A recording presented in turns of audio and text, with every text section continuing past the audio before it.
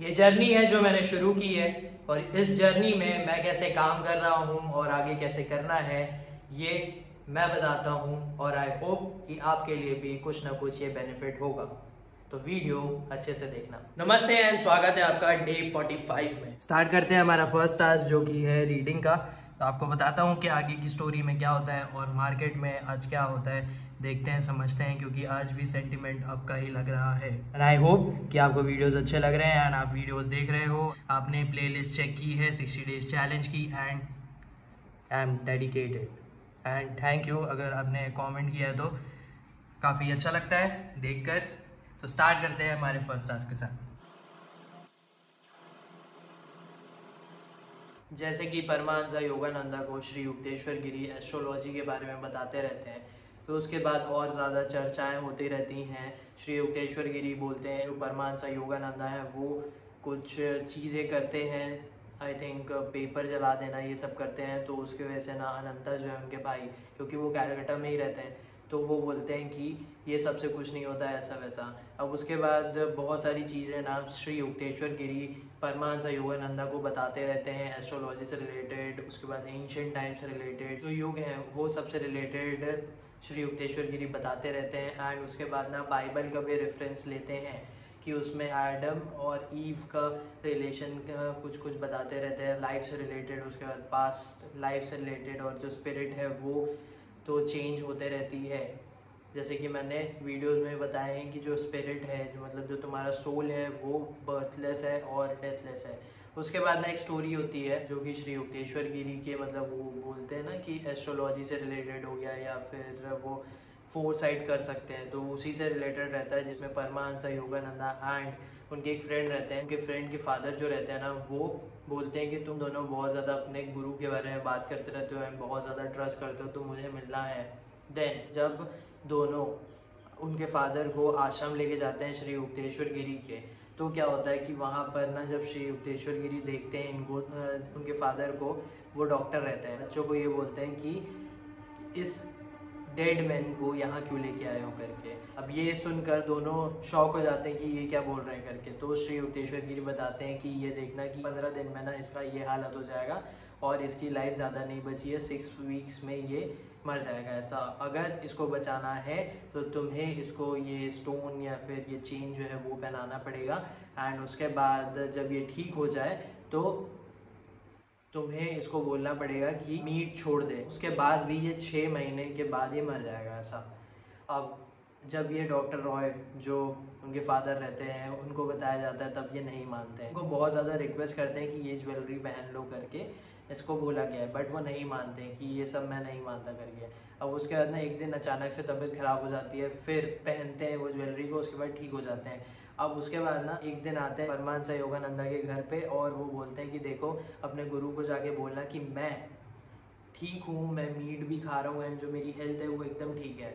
But just उसके अगले दिन परमहंस योगानंदा का फ्रेंड है वो दौड़ते हुए आता है और बोलता है कि जो मेरे फादर है वो मर गए।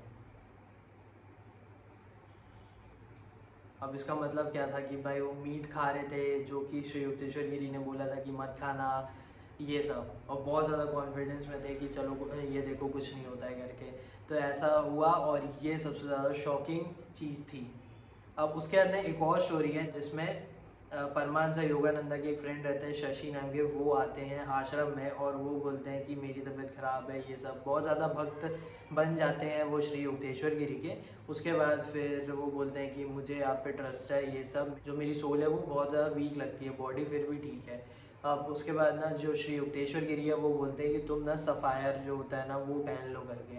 बट जो शशि है वो ये बोलते हैं कि मेरे पास इतने पैसे नहीं है जो मैं ख़रीद सकता हूँ सफ़ायर और ये सब, एंड मुझे आप पे ज़्यादा ट्रस्ट है कि आप कुछ नहीं होने दोगे। बट आगे की स्टोरी मैं बाद में बताऊंगा, अभी मार्केट ओपन होने में थोड़ा सा टाइम बचा हुआ है, तो मार्केट देखते हैं सेंटिमेंट क्या रहेगा, समझते हैं एंड मार्केट में जो भी हलचल होगी तब मैं आपको बताता हूँ। आई होप आपने स्टोरी सुनी होगी। तो अभी मार्केट का ये सिनेरियो चल रहा है कि गैप अप ओपन किया है, उसके बाद एक ग्रीन कैंडल दिखाया, उसके बाद फिर सस्टेन करते हुए ऊपर गया। यहाँ पे एक रेजिस्टेंस पॉइंट है तो यहाँ पे रिजेक्शन हो रहा है, बट देखते हैं कि क्या होता है। बाकी ट्रेड छूटे हैं, मेरे को ज़्यादा अच्छा लग नहीं रहा है क्योंकि वो छूटे। एक चलो ठीक है डिस्ट्रैक्शन की वजह से छूटा, यहाँ पे मैं कुछ और देख रहा था तो उसके वजह से छूट गया, बट पावर लगाना पड़ रहा था, वो जाके क्लिक हो रहा है तो उसके वजह से ना बड़ा प्रॉब्लम हो रहा है। बट ठीक है, अभी मेरा दिमाग उसी की वजह से ख़राब था कि साले माउस पे मंगाया तो हूँ, देखते हैं कब आता है। बाकी ट्रेड यार चल ठीक है, एक ट्रेड मिस हुआ ना, मेरे को बड़ा गंदा लगा था। अभी देखते हैं कि ये जा तो रहा है ऊपर, लेकिन ये रेजिस्टेंस फेस कर सकता है, वापस से यहाँ पे एक होल्ड ले सकता है, मेरे को लग रहा है यहाँ पे एक वापस से। बाकी देखते हैं, अभी कोई ट्रेड हुआ नहीं है, ट्रेड होगा तब मैं आपको बताता हूँ, एंड अगर नहीं हुआ तो भी मैं आपको बताता हूँ। अभी फ़िलहाल के लिए थोड़ा सा वेट करूँगा, उसके बाद फिर मैं ब्रेक लूँगा। तो अभी 12 बजने वाला है, ये मार्केट का अभी तक का सिनेरियो बना हुआ है, ठीक है। ये एक डब्ल्यू पैटर्न टाइप का बनाने का ट्राई कर सकता है, यहाँ पे कंसोलिडेशन ले सकता है। अगर ये इस लेवल को ब्रेक करता है तो ऐसा है कि मेरे को लग नहीं रहा है कि ट्रेड होगा, क्योंकि भाई जो माउस है वो बहुत ज़्यादा प्रेशर देने पे क्लिक हो रहा है, और मेरे को ये वाले का इतना ज़्यादा आदत नहीं है, मतलब कि ट्रेड लेने के टाइम पे, क्योंकि मेरे को जल्दी करना रहता है एंड स्कैल्प के टाइम पे, तो वो माउस से ही ज़्यादा बेटर बनता है, फिर चार्ट इधर उधर करना रहता है, तो इसीलिए बहुत ज़्यादा नाटक कर रहा है यार। जल्दी देखता हूँ क्या करना है। बाकी बस वॉच चल रहा है, देखते हैं कि क्या रहता है मार्केट में, यहाँ से रिजेक्शन आता है या फिर ऊपर जाता है, जो भी होता है फिर मैं, अब मार्केट जब बंद होगा तब मैं आपको बताऊँगा। बाकी हाँ थोड़ा सा लगता है कि जब ट्रेड नहीं होता है, बाकी आज मैं ऑब्ज़र्व भी करता हूँ ज़्यादातर, उसके बाद और ज़्यादा समझता हूँ। अगर मैं कहीं पे सोचा ट्रेड लेने का तो मैं बताऊँगा, थोड़ा गट्स दिखाऊँगा और ट्रेड लूँगा फिर। तो something is not good with my psychology, इसको ठीक करना पड़ेगा, और डेफिनेटली इसको ठीक करना पड़ेगा। साइकोलॉजी की वजह से बहुत बड़ी दिक्कत जा रही है मेरे को, और कोई इशू नहीं आ रहा है साइकोलॉजी में, कुछ ना कुछ बहुत बड़ी प्रॉब्लम है। बार बार बोल रहा हूँ मैं, ये जो मेरी जर्नी है ना, और ये जो ग्रोथ का चैलेंज है, ये इसी साइकोलॉजी के लिए ही है। एंड ट्रेडिंग में मेरे को ये साइकोलॉजी बनानी है, एंड ये साइकोलॉजी की वजह से ही मेरी जो ट्रेडिंग है वो बहुत ज़्यादा इम्पैक्ट होती है, हर दिन इम्पैक्ट होती है because of this.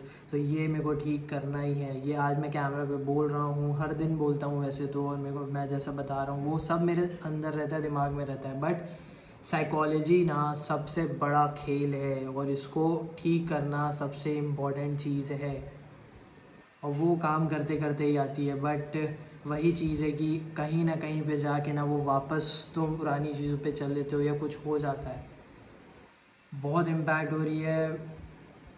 And trades कुछ ना कुछ हो रहे हैं, देखते हैं। अभी ट्रेड नहीं होगा, अब होगा ट्रेड, कल होगा। अभी कुछ नहीं, अब मैं जाके आराम करूँगा, उसके बाद मैं बताऊँगा आपको जब मार्केट बंद हो जाएगा तो क्या होता है। देखते हैं यार, कुछ ना कुछ तो करते हैं। चलिए आइए आपको दिखाते हैं कि मार्केट कहाँ पे क्लोज हुआ। हम तो सोने चले गए थे और काफ़ी सोया हूँ मैं आज, आराम किया हूँ। अच्छा नहीं लग रहा था, और डेफिनेटली अच्छा नहीं लगेगा, क्योंकि जब साइकोलॉजी तुम्हारी ब्रेक रहती है ना, और ब्रेक होती है। देखो ऐसा नहीं है कि मुझे कुछ पता नहीं है या समझ नहीं आता है, समझ आता है, बट कहीं ना कहीं पे ना जो साइकोलॉजी इफेक्ट हो रही है ना, कुछ ना कुछ करना पड़ेगा यार, क्योंकि ट्रेडिंग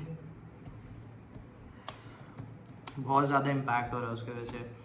और ऐसा भी नहीं था, पता है कि आज का ट्रेड का बता रहा हूँ कि जो एनालिसिस हुई थी ना, वो मतलब जैसा जो मेरे को चाहिए था वो मेरे को मिला वहाँ पे जो हुआ। लेकिन ना प्रॉब्लम क्या हुआ कि भाई जो जैसा लग रहा है ना मेरे को, जो फीलिंग हो रही है ट्रेड करने के टाइम, वो बहुत गंदी हो रही है, एंड वो कंट्रोल करना बहुत ज़्यादा इम्पॉर्टेंट है, क्योंकि उसके वजह से ना सबसे बड़ी प्रॉब्लम होती है मेरी ट्रेडिंग में।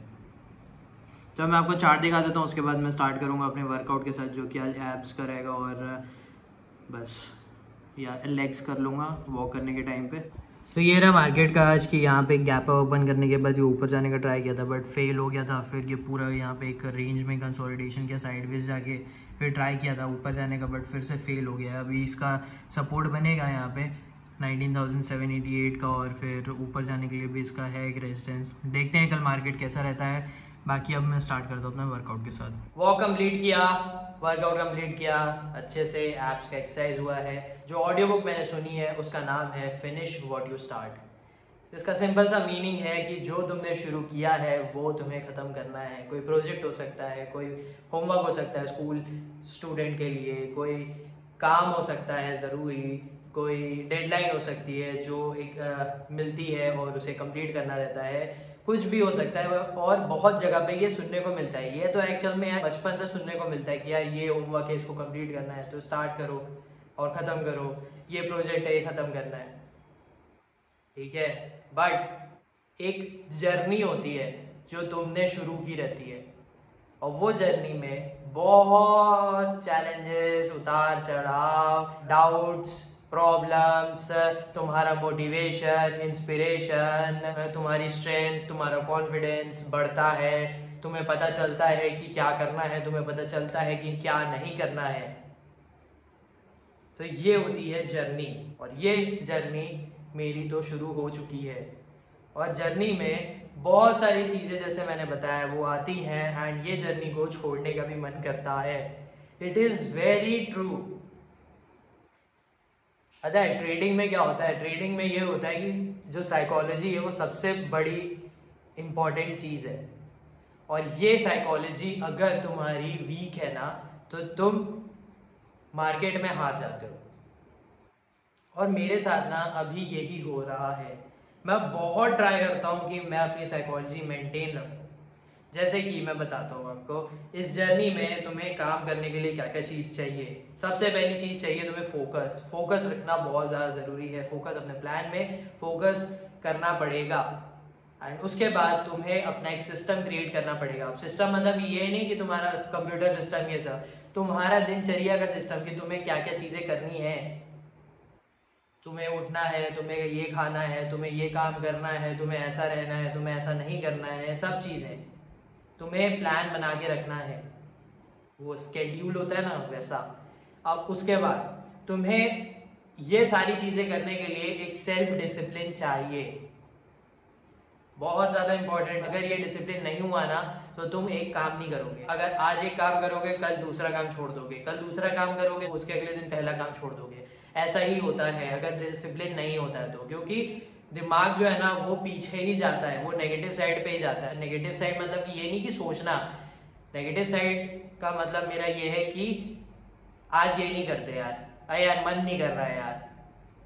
तो ये जर्नी में हर एक काम करना बहुत ज़्यादा ज़रूरी है जो तुम्हारे वर्क को सपोर्ट करता है, और ये जर्नी बहुत ज़्यादा इंपॉर्टेंट है। और लास्ट चीज़ ये होती है, इसमें फॉलो अप करना पड़ता है कि तुम क्या कर रहे हो, तुम क्या नहीं कर रहे हो। एक लीडर जो होता है वो अपने टीममेट से पूछता है कि अच्छा तुमने ये काम किया कि नहीं, तुमने वो काम किया कि नहीं, तुम ऐसा काम करो, तुम ऐसा काम मत करो, ये सब चीज़ें होती हैं।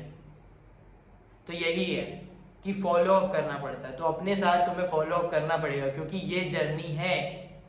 अब जैसे कि मैंने बोला कि साइकोलॉजी मेरी इफेक्ट हो रही है, हाँ वो हो रही है, जर्नी है। जैसे मैंने बोला ना कि उतार चढ़ाव आते हैं, तो यही चीज़ है। अब ऐसा नहीं है कि सिर्फ अच्छा ही अच्छा होता है, और ट्रेडिंग में ना बहुत कुछ डाउन होता है, बट ठीक है। और लेकिन ये चीज़ मैंने अभी भी बोली है कि जो तुम्हारी स्ट्रेंथ है, जो तुम्हारा कॉन्फिडेंस है, ये बढ़ता है। और तुम जब पॉजिटिव साइड देखोगे, तुम कैसे स्टार्ट किए हो, तुम कहाँ पे हो, तुमने अभी तक क्या क्या किया है, तब तुम्हारा कॉन्फिडेंस बढ़ता है। और ये कॉन्फिडेंस तुम लो मत करने देना। तुम अपना जो कॉन्फिडेंस है उसे इंटैक्ट रखना, मेंटेन रखोगे। साइकोलॉजी ठीक है आज खराब हो रही है, कल खराब हो रही है, बट ये कॉन्फिडेंस टूटना नहीं चाहिए। अगर ये कॉन्फिडेंस टूटा तो चीज़ तुम निपटा दोगे, खत्म कर दोगे। तो यही है जो मैं कर रहा हूँ, और ये जर्नी है जो मैंने स्टार्ट की है। आई होप कि आप इस जर्नी में मेरे साथ कनेक्ट रहोगे, क्योंकि मेरा मुद्दा मेन ये है कि कंटेंट जो मैं बनाऊं वो वैल्यूएबल हो। कोई भी देख रहा है वो कुछ ना कुछ तो जरूर सीखे, कुछ अपने फील्ड से रिलेट कर सके, अपने लाइफ में रिलेट कर सके। क्योंकि यार देखो, मैंने बहुत टाइम यूट्यूब देखा है, एक्चुअली मेरे कॉलेज टाइम से ही शुरू हुआ है, उससे पहले मेरे को नहीं पता था। एंड उसके बाद ना बहुत सारी चीज़ें समझ में आई कि अच्छा ये ऐसे बनाते हैं, ये बनाते हैं, लोग ऐसा समझाने का ट्राई करते हैं, अच्छा ये कंटेंट भी होता है। बट शुरू से बहुत मतलब स्कूल टाइम से ऐसा है कि ये जो मोटिवेशनल है, इंस्पिरेशनल वाली चीज़ें ना वो ज़्यादा पसंद है। एंड अब जो मैंने जर्नी शुरू की है ना वो यही है। अब जो साइकोलॉजी पे इफेक्ट होती है ना बहुत बुरा लगता है, बहुत बुरा लगता है, बट ये है कि मुझे मेंटेन करके रखना पड़ेगा। कल मैं वापस जाऊंगा ट्रेडिंग में, कल मैं वापस उसको ट्राई करूंगा। डेफिनेटली कहीं ना कहीं पे मैं लैग कर रहा हूँ, और ये जर्नी में हो गई होगा। मैं अभी भी बोल रहा हूँ ये प्रोसेस में आ रहा है, इसलिए मैं एक्सेप्ट कर रहा हूँ इसको। तो एक्सेप्ट नहीं करता मैं कि रोज मैं सोचता रहता इसीलिए मैं दिमाग से निकाल रहा हूँ इस चीज़ को कि यार ठीक है, जो जर्नी है इसे इसमें काम करना पड़ेगा। और फिनिश व्हाट यू स्टार्टेड, तो फिनिश तो नहीं है, जर्नी ही है। तो देखते हैं जर्नी में हम कहाँ तक जाते हैं। मेरा तो बहुत बड़ा एम है एंड आई होप कि डेफिनेटली मैं वहाँ तक जाऊँ और मैं वहाँ तक आपको शो करूँ कि क्या क्या होता है। तो ये सब एक्सपीरियंस है। आई होप कि आपको ये जो मेरा एक्सपीरियंस है वो समझ में आ रहा होगा और मैं समझाने का जो ट्राई कर रहा हूँ वो आपको अच्छा लग रहा होगा। डे 45 के सारे टास्क कंप्लीट हो गए हैं। अब मिलते हैं आपसे डे 45 में। आई होप कि आपको वीडियो अच्छा लगा होगा, आपने प्लेलिस्ट चेक की होगी जो कि है 60 डेज चैलेंज की। And thank you for watching.